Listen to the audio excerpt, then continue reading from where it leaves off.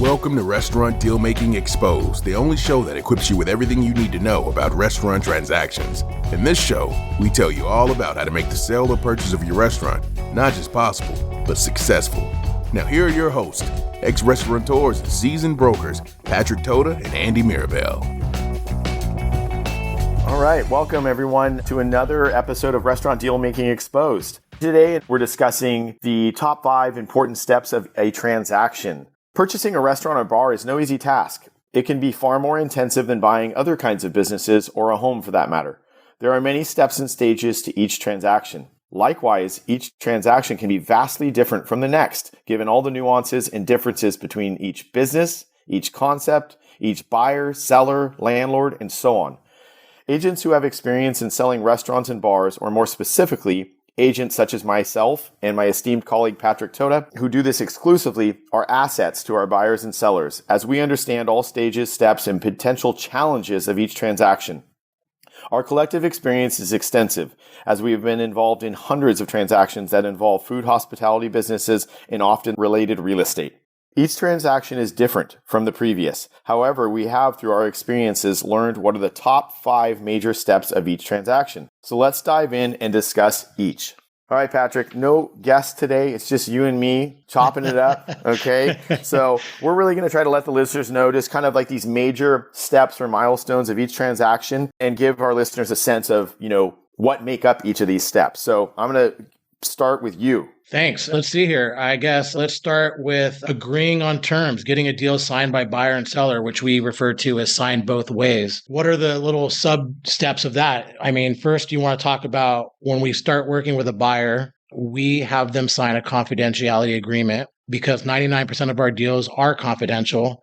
And so we want to make sure that they sign this agreement prior to us giving out details or location details. Why is that for our listeners? I mean, what are some of the positives and negatives of confidentiality from a seller standpoint? Yeah, I mean, that's really important, right? I mean, I think a lot of agents out there do not focus on confidentiality when it comes to selling. And for us, that, again, is about 99% of our deals. So, hey, you want to protect your employees. You don't want your customers to know. Right now in our industry, it's really hard to keep your employees. I think that's the biggest and most important is ensuring that your employees don't find out until the very, very end. Agreed. Yeah. Next is really important as well. We want to screen the buyer. We want to make sure that they have the ability to do a deal. We want to make sure they have the relevant recent experience in the restaurant industry. This is not only important for the buyer, but also important for the landlord. The landlord is going to want to see that they not only have the working capital to sustain themselves, but they're also going to want to see that this person has the right experience. Those are the kind of buyers we want to work with, right, Andy? Correct. Yeah, there's a lot of times that even in my own experience in selling my restaurants, I had a novice buyer. They hadn't owned their own business. They didn't have a lot of financial strength. And I tried to get into contract. This was before I was an agent. We tried to get into contract with them and we tried to see it through, and it only brought headaches to the deal. And it's not to try to tell people they can't do something. We have a lot of approvals along the way, and the landlord being the big gatekeeper about guaranteeing the lease and knowing that this party has enough experience to sustain a long lease and survive there. Sure. Yeah. I mean, I'm not going to say that it doesn't get done. I sold my business to 3 basically tech guys who had very little restaurant experience, and it was with a large landlord, but they made up with it with their financials. So it can get done, but it's not a sure shot, and it just creates another challenge in the deal. Yeah, absolutely. Agreed. We go from initial interest and kicking the tires to where it becomes a little bit more serious. I think it's really important to talk to our sellers about timeline. This is not a house. There is no kind of deadline on offers where they come in on a certain date. I believe that this process of kicking the tires before they make their, initial offer can take sometimes 2 to 4 weeks. What are you seeing out there? I agree with you. We try to keep it in line and put it in the initial asset purchase agreement that we have a contingency timeline for buyer, seller, landlord, and such of 2 to 4 weeks. Unfortunately, these things tend to go long often. And I would say that is most often attributed to getting them approved as a tenant or getting the lease assignment or new lease approved or written and agreed on. So that's where I think I get my most delays come from the landlord contingency. Sure. So again, I think there is some due diligence that can be done up front and before we get into contract. That isn't a bad thing. I think that's actually a good thing because it can make for a more, solid deal going into contract. So sometimes my sellers have a little bit of reluctance, like why are we giving them so much up front, before we even have an offer? But, I think that actually can end up being a good thing, right? So they've already looked at some of the tax returns, they've looked at the lease, they've, really kicked the tires hard on this thing. And when they make that offer, we hope that they're feeling pretty strong about it. Yeah. Where do you fall on, a fair percent of our deals are distressed businesses, distressed restaurants, or asset sales, as we'll call them. How much information is too much? Some sellers don't think it's relevant to share tax returns and such in an asset sale situation. I err on the side of more information is better. I think it's a perception. If the seller doesn't want to provide, I think then the buyer starts to get a little scared. And I think what we want to do is just provide the buyer with as much relevant information as possible. And I say relevant because I think, if we're talking about a going concern where they're buying, a business that's very profitable and has a bunch of goodwill, then relevant to that transaction might not be an asset sale that we're selling for basically a turnkey restaurant that someone's going to come in there and run their own, their own concept. But with that said, if I was a buyer, I'd want to know what the historical data is on that space. I'd want to see what the, revenue has been just so that they can do their own projections and understand if it's a viable location. Also, cost-wise, utilities are probably going to be roughly the same. So a lot of times a P&L is relevant because you want to see what the relevant costs are going to be for your business as well. So yeah, you want your buyer to build a pro forma on what they believe they can do there. And without the related information as what's been happening there for previous years, it makes it really hard, for them to actually set these projections. So yeah, I as a buyer, and I want my buyers to also have that in hand too, because I think it's all helpful and relevant. So I guess where are we now? We're ready to make a deal and write up an offer. So as agents, we draft up an offer. It can be very straightforward to extensive, depending on the deal size, whether there's attorneys involved, how reasonable the seller is, how reasonable the buyer is. So, these are the things that can affect that process. And then once we go into contract, we again refer to this as signed both ways. And now we're actually in contract. And I think the important thing is that this is not to be confused with going into escrow. We do, have kind of a pre-escrow process at this point. There is a deposit being held by the escrow agent, but we haven't started the escrow process, which we'll get into a little bit later. But so now we're just in our contract and due diligence process. Yeah. And I always will let escrow know that we need wire instructions for the initial deposit. This is a refundable deposit most often if contingencies aren't removed. So that eases the concern of the buyer often. But we open an escrow file. And until we remove all contingencies, we don't put escrow in motion and start funding from there. And that's when that deposit typically turns non-refundable. Exactly. Yeah.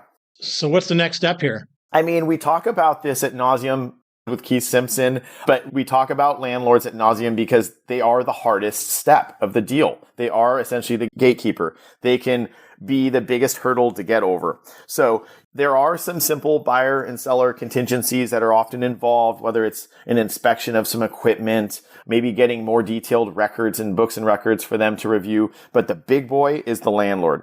So getting a new tenant approved by the landlord in the effort to either assign the lease to the buyer or sometimes create a new lease.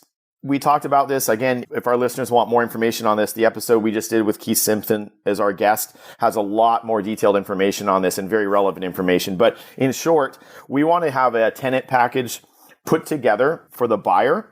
And typically that's going to be their financial statement, some basic financials, oftentimes a credit report.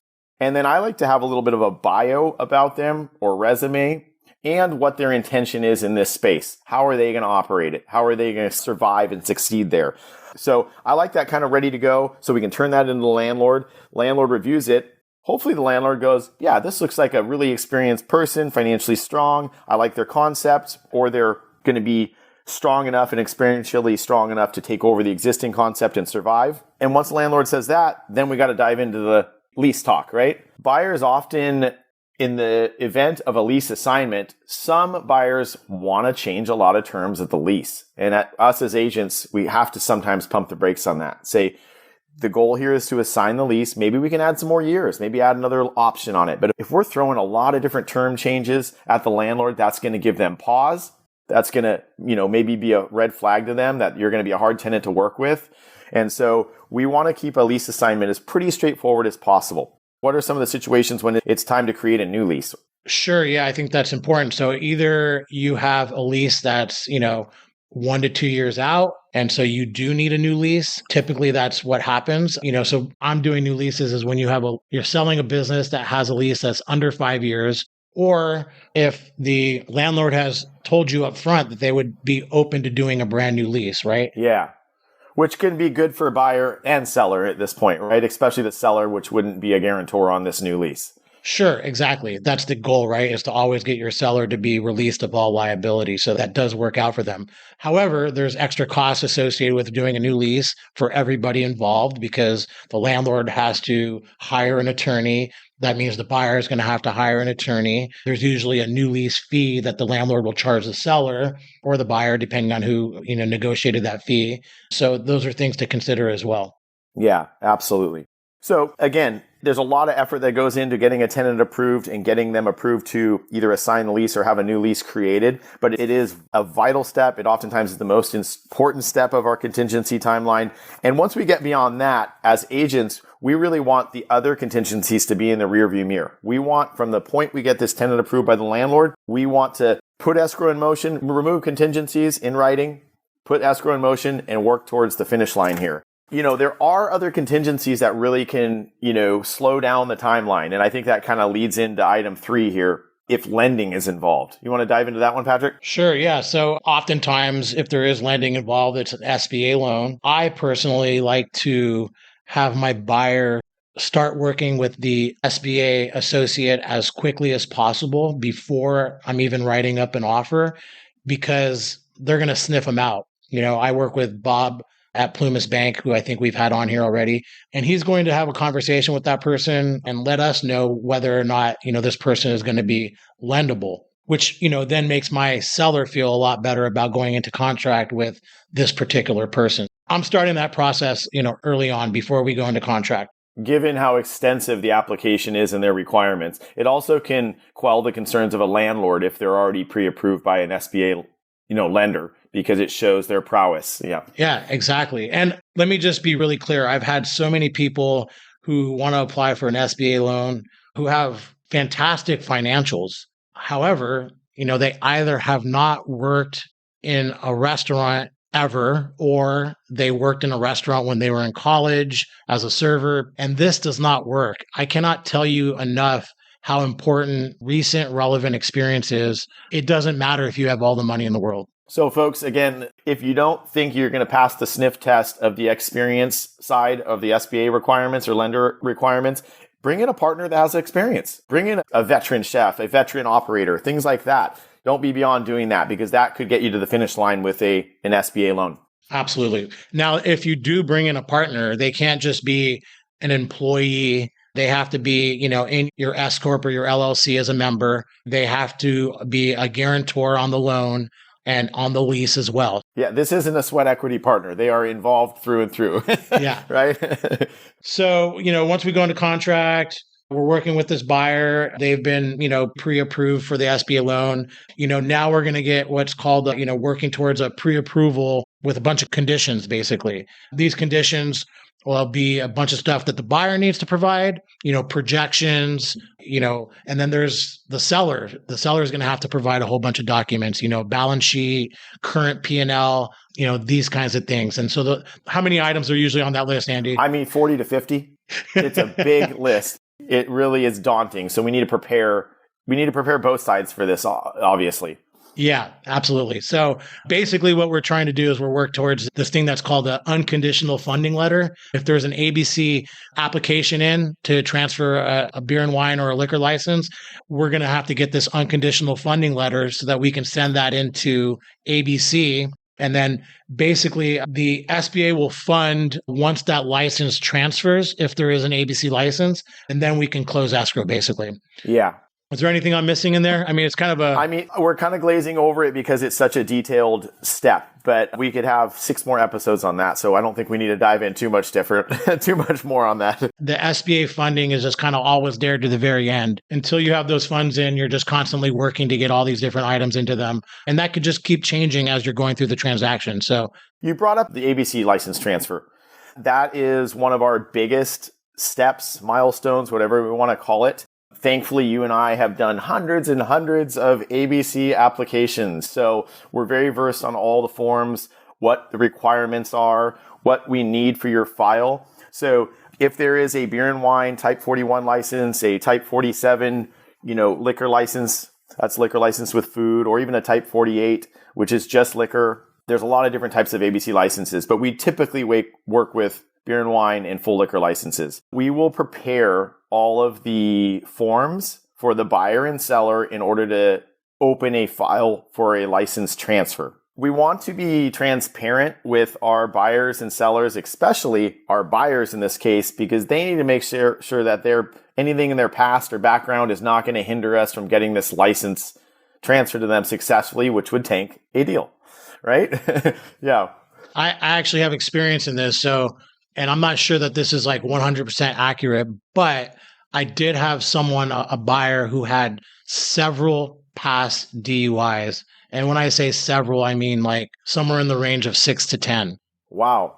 Yeah. And they were all 10 plus years prior, and they did pass the ABC for a full liquor license. Now, did your buyer, or we'll call the applicant at this point who's trying to have this license transferred, did they disclose that? Did they disclose that on their paperwork?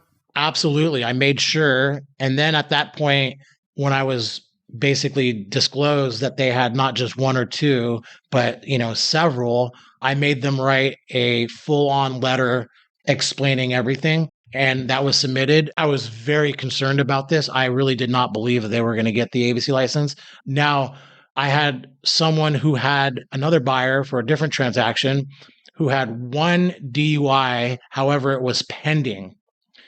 And the ABC told me until it's no longer pending, we would not be able to continue in the transaction. So that buyer needed to deal with it and make it unpending.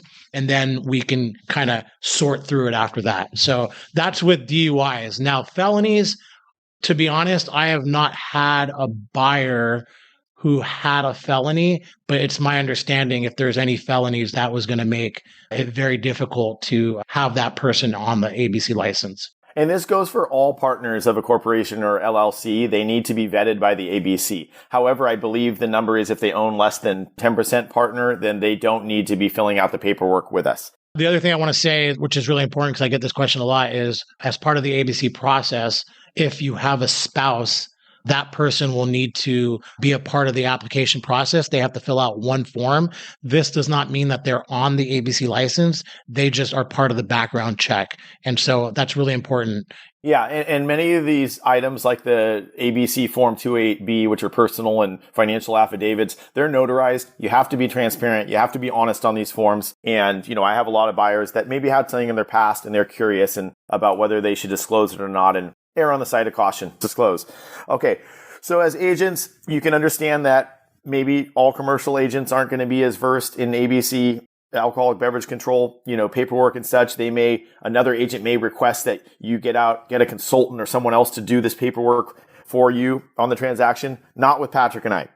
We have done this so many times. We know the faces at the ABC counter. They know us. They know we typically do a good job. And so I think you're in good hands with us when we go through filling out all this and we turn in the application. Let's talk about timeline though with the ABC process.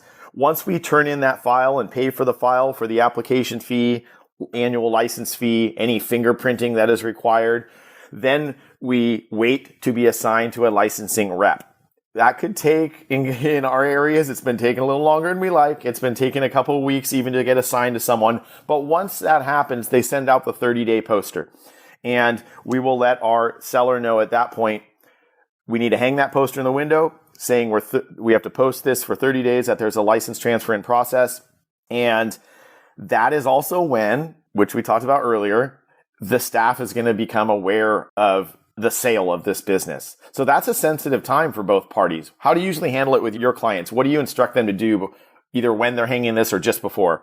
Yeah, I mean, it's important. Not only is it the employees, but their customers find out. If it's a restaurant that's, well known in the area and, has a ton of goodwill, then all of a sudden customers are like, oh man, what's going on here? So what I instruct is I think it's really important to both have an all staff meeting, have both the seller and buyer present. Seller will announce that they are going to sell. And I like to do this the night of posting the ABC license. The seller not only can introduce the buyer, but the buyer has a chance then to, talk to the team. I tell them to let these employees know there's going to be very little disruption. Everybody still has a job, still going to get paid the same, as far as they're concerned, because usually that alleviates any kind of concerns of any employees. It's when there's a lack of information that the employees will then want to, skip town. Well, I mean, then the gossip starts to fester and things go south really quick. I like to call it a raw meeting. I'm like, guys, you need to Mr. and Mrs. Buyer, Mr. and Mrs. Seller, have a raw meeting. This is positive. Someone is here to take this concept on, continue it into the future, and do it well. Absolutely. And I mean, I find that most people just want to keep their job. They don't want any disruption to their pay. They don't want any disruption to their job. Every now and then there's one employee or two employees that's really tied to that seller. There's nothing you can do about that, right? They're there because that seller is there. And if you're going to lose that person, you're going to lose that person. But this is the best way to do that. Then from there, you want to probably inform your team a little bit about the sale. And just so that when customers ask about it, they can have kind of an informed kind of elevator speech about like what's going on. I speak from experience both as a broker, but also from buying and selling restaurants for myself. This is the tactic that I used then, and I thought it worked really well. Two different things here. Unfortunately, I've had not a good situation recently where we hung the poster and there's a new concept coming into this really prime location that's always had high volume, but it's a very experienced buyer coming in, and he wanted his team to really, retain as much of the employees as possible. But once they heard the concept was changing, my seller unfortunately had a lot of key employees jump ship. This was a seller that was not very hands-on. So I can see how that might happen, but he had to close earlier than he expected. There's risks in this. Another question I get often from buyers before we even enter into contract often is, hey, I want to keep all the employees. I want to make sure they stay. They're part of the deal, right? No, they're not part of the deal. They're humans. They're not part of the FF&E.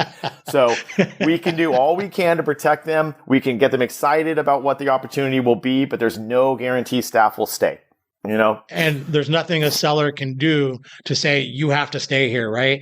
Obviously, we try to do a lot of steps like the meeting that I just talked about and, anything we can do to ensure that they want to stay, but it's really on them. They're humans, like you said, and they'll do what they want to do. Well, then to wrap up the ABC stuff, once we hang that poster, we have a 30-day timeline till that poster comes down. It's our job as agents during that month to get all your T's crossed, all your I's dotted. You have to fulfill the needs list of the licensing rep. They're going to send us a list. Some can be short, some can be long. It's our job to get them everything they are requiring. So when you get to the time of taking the poster down, you hopefully have had your buyer fund escrow a week before that. So we are prepared to release the final form from the ABC to escrow, which is called the ABC 226. And then the ABC agent hopefully is saying, okay, my file is complete. I'm going to have my supervisor check it, and I'm sending it up to Sacramento in our case, which is the capital, right?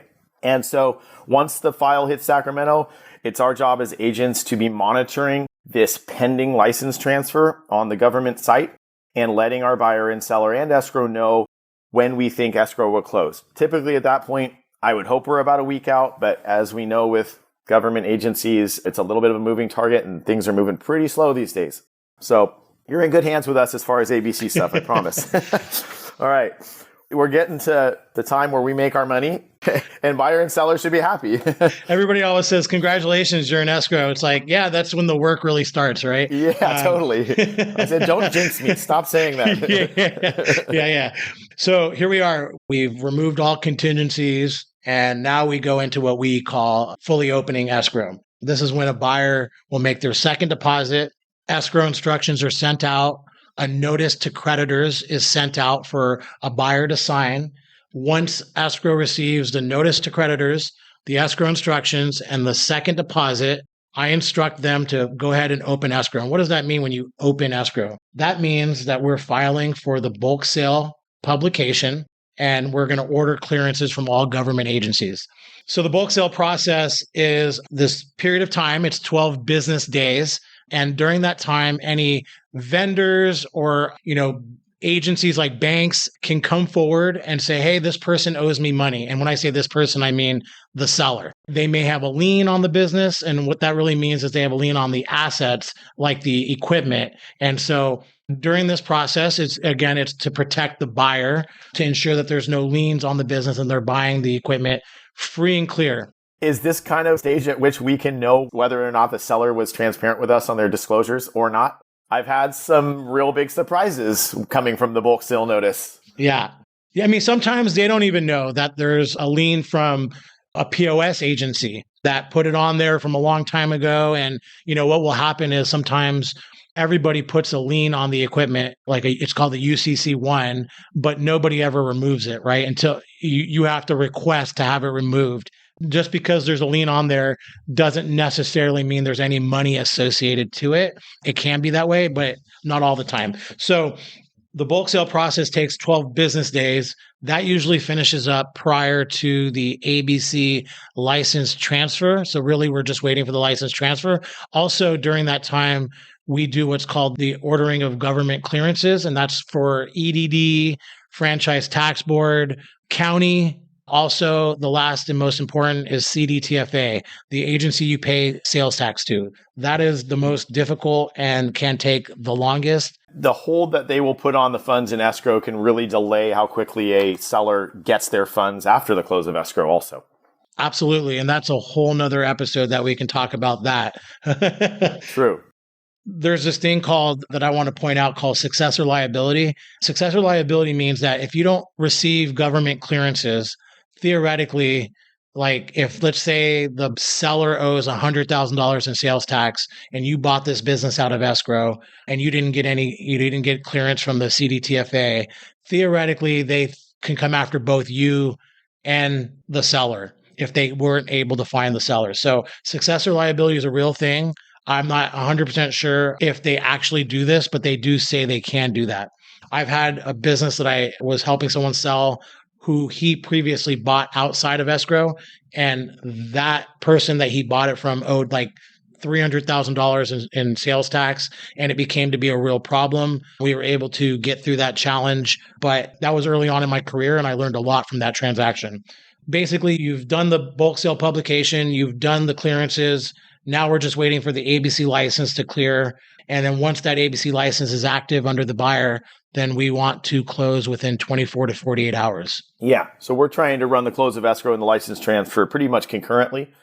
And those are the two milestones getting to the end of all this, right? Yeah, exactly. And during that process, me and Andy like to help out with the buyer to ensure that they're getting their seller's permit, that they're getting their business license and health permit from the city and county, and any other, things that the buyer needs to obtain to be ready to go once we are ready to close. The other big thing is during escrow process, they'll do with the health permit, you'll have to do a change of ownership inspection. Depending on the county that we're in, that can be very, thorough process. And so I'm sure Andy can talk about that a little bit. Yeah. Yeah, we pretty early on, I want to get the buyer information on the pending change of ownership with the health department. I mean, that's something that can really throw a lot of curveballs in a transaction if the health inspector or that particular county is extremely hard on what requirements and codes they're going to require this space to be brought up in order to operate and continue to operate. So again, probably a whole nother episode, but it's a challenge, but we work closely with the health department also, and we don't want these surprises for either party. Sure. Listen, guys, we're skipping over this process. It's a very long and tedious process. If you have questions regarding any part of this, feel free to reach out to either Andy or myself, and we can discuss further as well. Yeah, very well said. All right. That's our glaze over of the most important milestones and steps of a transaction. Again, I like that Patrick threw it out there. Ask us any questions that you may have. We're happy to dig in deeper on any of these subjects. We probably will be digging in deeper on these subjects in other episodes. So thank you all for listening. I want to I need to change our bonus question is the bottom line. I mean, I feel like I'm just kind of striking out with some of the responses lately. So I'm testing the water here, Patrick. What if we were to talk about our guests and our best restaurant experiences of all time? Just really simple. Do they have a memory that really stands out? Yeah, I love that question. I mean, it makes me think about my favorite restaurant experience of all time. What's that? Tell me. This is in the early 90s. And my uncle at the time, he took us, me and my cousins, about 5 of us, to the House of Prime Rib. No way. So this is before Anthony Bourdain made it famous. And this is a long time ago. And I remember, I think I was about 15 years old. He put us into his van and he took us down to the House of Prime Rib. But first we stopped. Your uncle drove a van? Yeah. We won't go there. There's so much of this night I can't share tonight, but I can tell you that we stopped at a cigar shop on the way because he wanted us to have a cigar. And then we went to the House of Prime Rib. Nice. And I was like, this is the greatest night of my life. And, I've gone to the House Prime Rib 100 times since then, but that time I'll never forget it. Yeah. Did that help spark your interest in being a restaurateur? Since my family's been in the restaurant business, I basically grew up in a delicatessen. I kind of knew at a young age that I was most likely going to be in the restaurant business. I wanted to from a very young age. I wanted to be just like my dad, basically. Yeah. Right on. Good story. All right, I'm going to save my favorite experience till next time. Okay. Because folks, next time we're going to keep it on this for at least the next episode. We want to talk about some short lists of things that are really relevant to what we do and what may help you as a buyer or a seller. So tune in next time. We'll really look forward to having you back. Thank you for listening. If you enjoyed today's show and don't want to worry about missing an episode, you can follow the show wherever you listen to your podcasts. And if you found today's episode interesting or useful, please share it with someone you think would benefit and consider leaving a rating and review. Reviews help restaurant owners or buyers just like you discover this podcast and benefit from the important topics covered in the episodes. Your opinion matters to us as a listener, so feel free to leave topic suggestions and feedback for us, as we will use these to tailor the episodes to you and help you get the most out of listening. Thank you all for listening to this week's episode of Restaurant Deal Making Exposed. If you're considering selling your business and would like a free consultation, reach out to Patrick and Andy at therestaurantsalesbroker.com or visit www.therestaurantsalesbroker.com to learn more.